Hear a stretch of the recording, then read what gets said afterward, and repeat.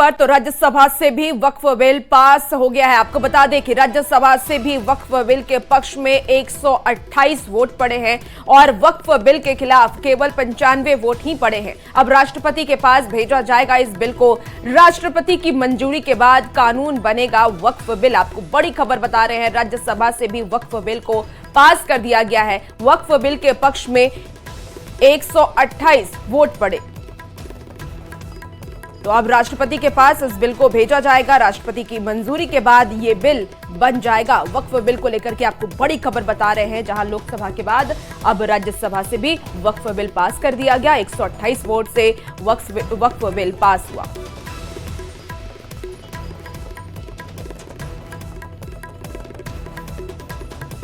तो इस बिल को अब राष्ट्रपति के पास भेजा जाएगा। राष्ट्रपति की मंजूरी के बाद ये बिल बन जाएगा। तो वहीं देखिए, वक्फ संशोधन बिल पर जेडीयू सांसद संजय झा ने राज्यसभा में विपक्ष पर हमला बोला। उन्होंने साथ ही बिल को लेकर बड़ी बातें भी कही। संजय झा ने कहा कि इस बिल के आने से पसमानदा समाज में खुशी की लहर है। संजय झा ने कहा कि वक्फ को लेकर लालू सरकार की जो मांग थी वो ऑन रिकॉर्ड है, जिसमें उन्होंने वक्फ के लिए कठोर कानून बनाने की मांग की थी। अकेला स्टेट है जो जातीय गणना किया। जातीय गणना में बिहार में मुस्लिम समाज के पसमानदा मुसलमान 73%, 73% पसमानदा मुसलमान है बिहार में। अब हमारे पास तो साइंटिफिक डेटा है, लेटेस्ट सर्वे है कास्ट का। उसमें कौन लोग हैं? उसमें राइन समाज के लोग हैं, अंसारी समाज के लोग हैं, मंसूरी समाज के लोग हैं। आज तक उनको कोई रिप्रेजेंटेशन इस वक्फ में नहीं दिया गया था। एक भी रिप्रेजेंटेशन उनका नहीं था। पहली बात, जो पसमानदा समाज पर आप लोग चर्चा कर रहे हैं, वो पसमानदा समाज जो अति पिछड़ा समाज है बिहार में और मेजॉरिटी है, 2/3 बहुमत उनका है, पॉपुलेशन उनका है।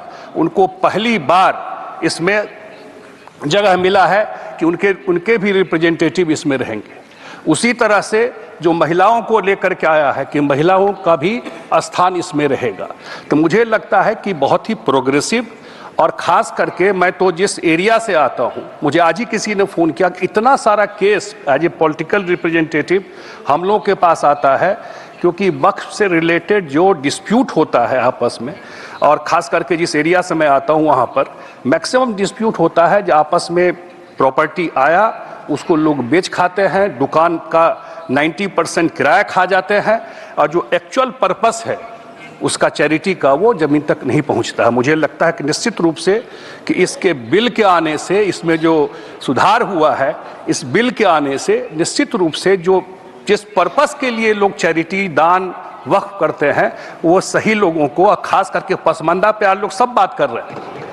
इतनी खुशी है पसमानदा समाज में, और जितना फोन हम लोगों को आ रहा है, उन लोगों को लग रहा है कि अब एक्चुअल में प्रधानमंत्री जी जो बोलते हैं उनको इस वक्फ के थ्रू उनका जो समाज है, हम नहीं देखते हैं अभी तक, हम लोग तो देखते हैं बिहार में, अभी तक बिहार में कोई भी ऐसा हॉस्पिटल, ऐसा कोई स्कूल, ऐसा कोई चैरिटी का काम वक्फ के पैसे से किया गया हो। तो पहली बार वहाँ पर उन लोगों को लग रहा है कि एक बार जब ये कानून लागू हो जाएगा, ट्रू सेंस में उनका जो गरीब मुसलमान है उनके बीच में काम होगा।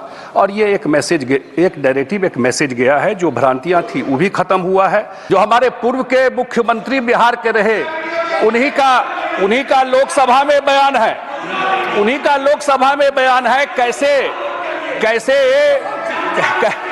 कैसे उन्होंने वहाँ कैसे उन्होंने कहा कि एक कठोर कानून लाने की जरूरत है, जिस हिसाब से वहां पर लोग वक्त पे कब्जा किया हुआ था। तो मैं तो मुझे यही उनके द्वारा